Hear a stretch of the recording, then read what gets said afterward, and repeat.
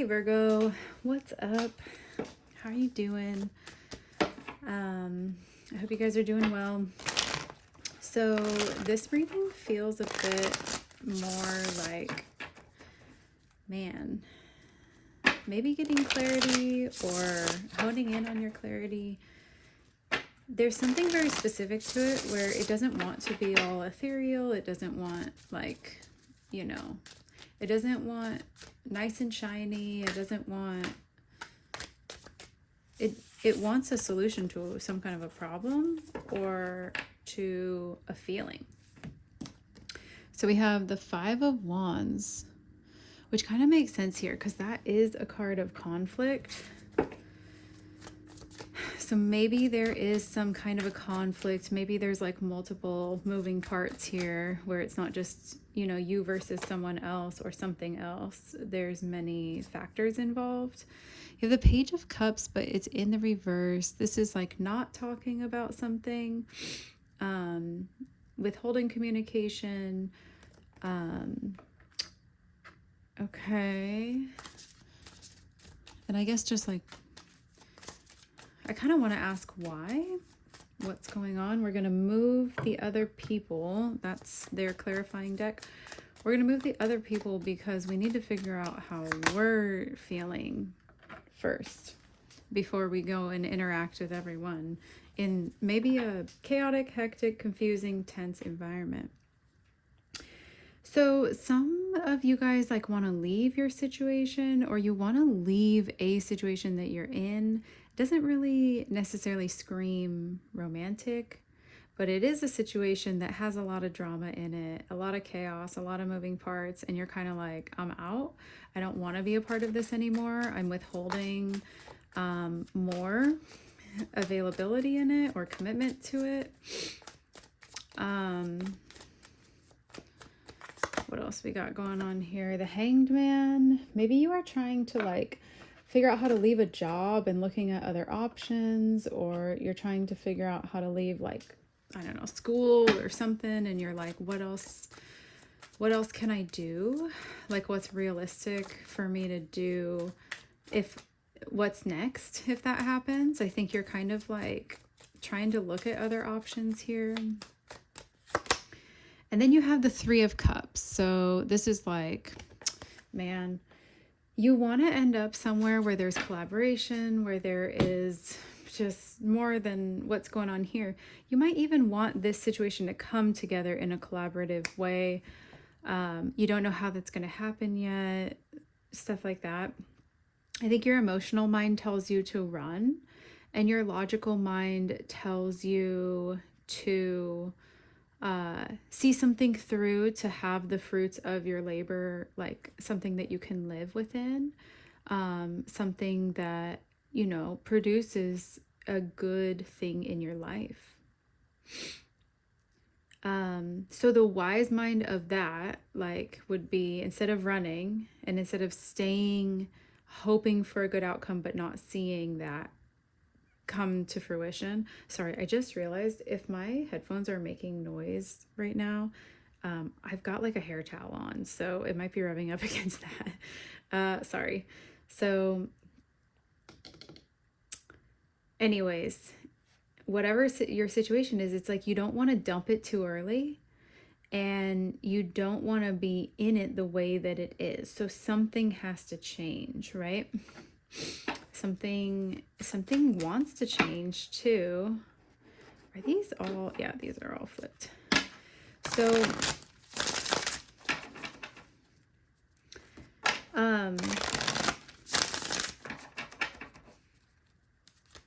I feel like there's more to your story, Virgo. I feel like there's more to your story, but maybe it'll kind of come out in the other side of it. I'm not really sure yet. Maybe that's how you're feeling too, is like, I know that this goes somewhere. I don't know where it goes, and it kind of becomes dependent on what everyone else chooses to do. Okay, so someone is, this could be one person in a situation that you're involved with, or this could be kind of what the situation is giving you. There's trying to be some kind of fairness of finances. Like that seems very important for whatever reason. Maybe you feel like this other person is like doling out finances in some way. That could be an employer, that could be someone in charge of like policy, it could be even like a spouse. Like if you're going through something and someone owes you money, or you think that you are owed money in, like within that relationship or something, this kind of looks like someone trying to keep things balanced kind of on the back burner, and maybe it feels like you're kind of begging for change. That could be metaphorically too. The way that I just said that kind of does sound like someone's kind of keeping their cards close to their chest, and you're like, I want to talk about this, I want to do something about it. Like what can happen, how can we move forward, what's your part so that I have more clarity. Maybe that's what's going on, is like you really don't know what everyone else is doing, or what the other person is doing, if this is just between you and another. You might feel a little bit like you're kind of this lonely island, being like, you know, uh, how can I collaborate when others aren't? How can I collaborate when others aren't? So there is some kind of like, the Six of Pentacles often speaks of some kind of generosity, and that could be like over generosity towards others, under generosity towards you. It kind of alludes to this idea that things, if they want to be more fair, there needs to be equal give and take. And usually, if they're not fair, it's because at least one person is kind of breadcrumbing and the other person is like waiting for that to turn into something. Queen of Wands. So someone is trying to like stand in their power and kind of bloom through something, maybe even like reap some kind of a lesson or a season of life that they've been sowing. I get that someone is like ready to stand up and kind of come up to bat and take their turn and see what happens there. I also get that there is a willingness on their end to kind of be transparent about their flaws and stuff, what they can and cannot do. There is a sense that they're not backing down on, like they're going through some kind of a personal growth, journey right now. And I don't think that they can like hop off of it. I kind of want to ask, like, what is that? The Magician. It's something that they're just learning about. Okay. So your person seems to be coming across as like wanting to be fair, wanting to be confident, and wanting to maintain their own confidence through something, their own self-respect, their own acknowledgement of their journey, and also have like something new come to fruition that they've kind of been working on. And then you have the Wheel of Fortune, which is like kind of a halt. It also, when it's in the reverse, indicates like not getting off of a certain merry-go-round. What's the merry-go-round? Three of Wands in the reverse.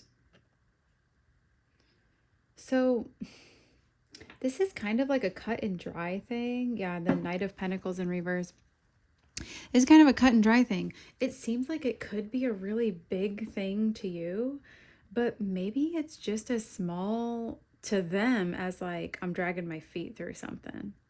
Like, I have to learn something new. I don't want to learn it.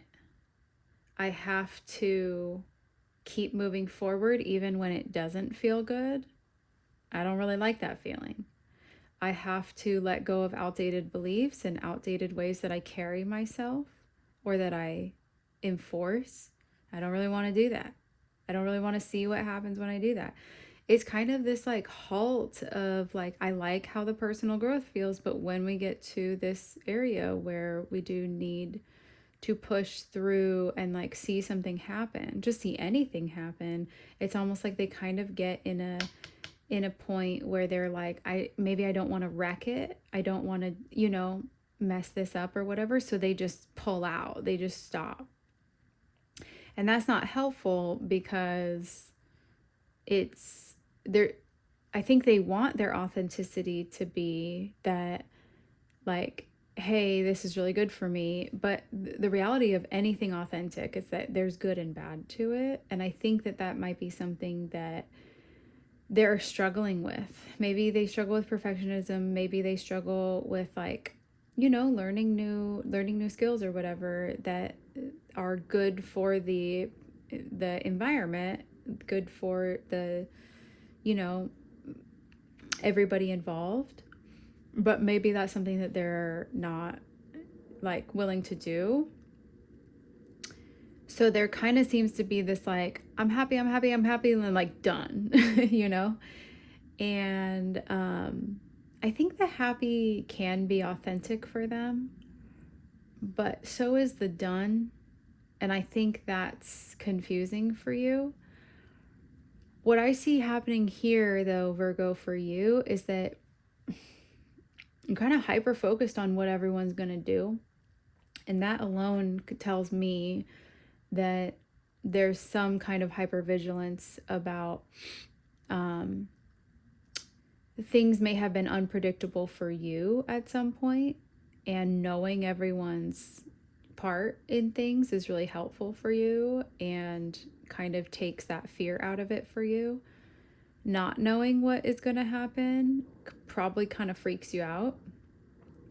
So this actually is showing me that you're in this situation trying to figure out like what is best to do from within it, what is needed, where's everyone landing. That's also going to help me know where I land, because if there's no communication, if I'm ready to leave but I'm waiting to see what's going to happen, like, it's kind of like you don't really know what you're for sure going to do because other people are still making their decisions. And I think this might happen to you a good bit, is where instead of making your decision about that, you might feel like you get sucked into things and over process for everyone else instead of just saying no. Instead of just saying you need to make a decision, that's where we're at. Like, or even if it's not that, then it could be when you get uncomfortable in situations because others are not making decisions and you feel pressured to like foresee what's going to happen to at least know your plan within that. Maybe what you're learning about yourself is that is like maybe what causes that fear within you, what causes you to overthink about something, what's the unmet need there, like what's happening that is truly oh, you know what, nope. I like to keep these all upright. I think they still are actually. As clarity, just so that I have them, like I don't have to interpret what a potential like reverse of a situation is meaning. Anyways, you don't need to know that. So what's the unmet need? You got the Four of Swords and the Tower. So what you're worried about seems to be that when you want to call a truce, when you want to everyone to think through things, when you're hoping that that's what happens, when you're trying to give that energy, you might find that you get met with a lot of people who are not. They don't have that function before things hit the fan or while they're hitting the fan. They have it after everything breaks. And so you might feel like when you're ready to work on things, when you start putting in work, you almost expect things to go a little bit like for it to kind of blow up in your face. And maybe that's to say when you overprocess for others, then it blows up in your face.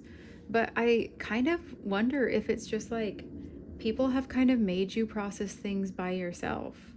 You've gotten smarter, you've gotten wiser, you've gotten maybe kinder or more lenient about what people are going through and that they're allowed to be going through things. Like maybe, all of your experiences have kind of made you softer. Maybe they've made you fearful. For whatever reason, you have a tendency to kind of like try to operate in your best light, but expect really negative outcomes. And again, maybe that's been trained, and maybe that's just a fear, a remnant fear. What I would say that could be important here is that, if you know that you're doing your best in a situation and you know that someone's trying, but it might not be enough, you're allowed to have your own reaction to that. It's allowed to be sad, hurtful. You're still allowed to have understanding for that person. All those things can be there, and it can kind of like something can fizzle out gently, or it can coexist gently. I would just say, like, remember in your kind of like stress of all of this that you are doing your best, that they are doing their best, and that doesn't have to mean it's good enough for you or it's functional for you. You can also say to yourself, like, even though it looks like this right now, if my choice is to stay in it and see what happens, that's a choice that I'm going to live with. If that's not one that I want to live with, and I will have so many regrets doing that, I do not need to continue. But if I wouldn't regret it and I'm okay putting in that work and seeing where things go, like I'm not beyond my limit, I'm not in a physically harmful way, I'm not, then like this is kind of the pain before the game. Is just reminding yourself like that there are reasons why you're tolerating things. There are things you don't have control over, and you're trying to be patient with that, and it is allowed to be, you're allowed to have pain from someone you're also trying to have understanding for. Like that is holding space for both of you, and that can be a very helpful thing. I also think just like acknowledge your efforts in it. It's not all about, in the end, it won't be about what everyone else did. How you feel about this situation will solely be reflected on how you navigated yourself through it. Maybe that changes things for you. Maybe that means that it solidifies that you're kind of on the right track with things.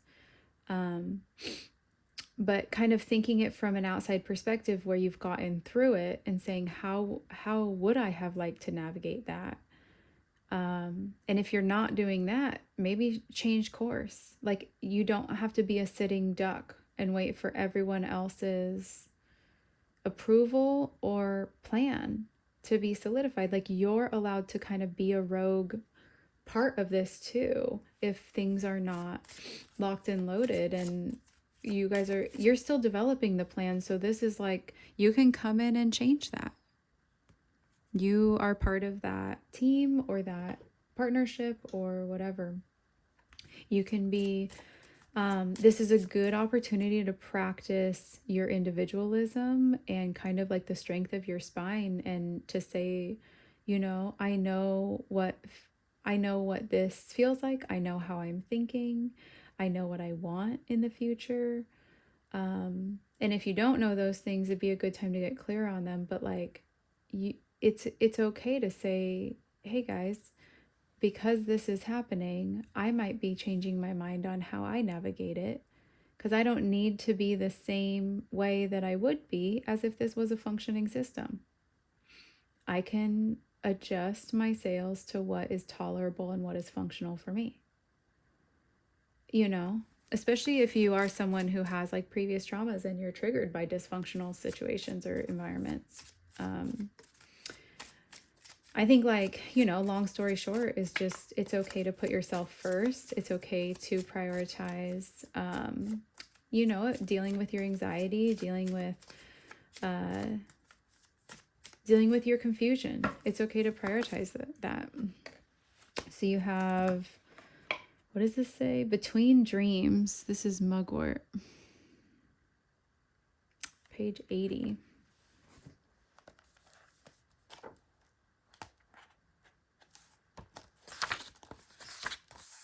Okay. Artemisia vulgaris. Mugwort lives in the space between deep rest and waking. I don't know if you can see this, but that's like a giant dream catcher. Mugwort lives in the space between deep rest and waking. She's the daughter of moonlight and protector of those who travel the dream time. I'm going to say this, is that I can see what you want to happen. You want collaboration. You want, you're like, if this situation doesn't have that, I will keep seeking this no matter what. Like, I need that. That's functional. That makes me feel good. That makes me want to be a part of things. You might be kind of stuck in the middle of like, I know what I want, but the situation right now as it is, I don't even know how to make that happen. And I want to just remind you that making good decisions for yourself in real time, when you have a desire in your heart to get to another side of things, just taking good care of yourself and your mind and your emotions and like your physical body, and acknowledging that those things are there and they're allowed to be there, that's the path to get you to that healthier outcome, to that collaborative outcome. It's really hard to get there if you don't have all parts of you with you when you show up. You know, you're creating a space, you're laying a foundation for you to exist wherever you are, and for you to be fully there, for you to be seen, heard, felt, and for you to be able to have access to yourself to do that with others, to be that recipient of those things for others.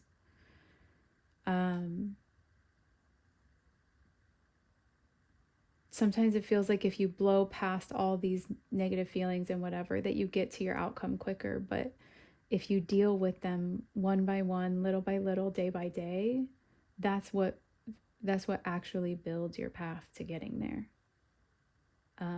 We don't often get there when we just avoid.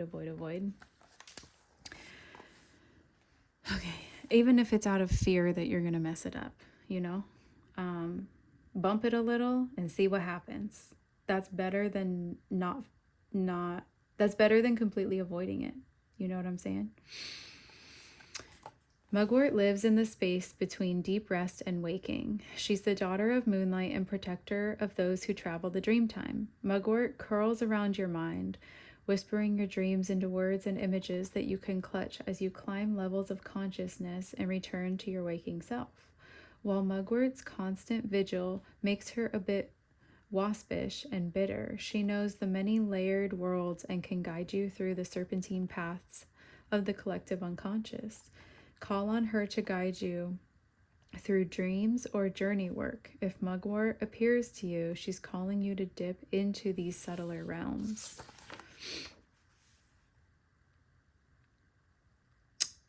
Can you remember dreams that felt different from your usual dreams?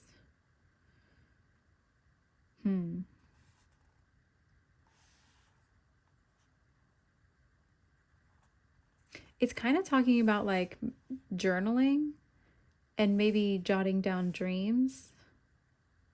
Maybe your dreams are very different right now. And maybe they're kind of trying to bring something forward in your consciousness. And if that scares you at all, it's usually just like a feeling that you're having that needs to be seen and validated in order to like pass. It's usually not like you're messing everything up or like you've been wrong for like 25 years. Like it's not usually sabotaging what you realize through your dreams.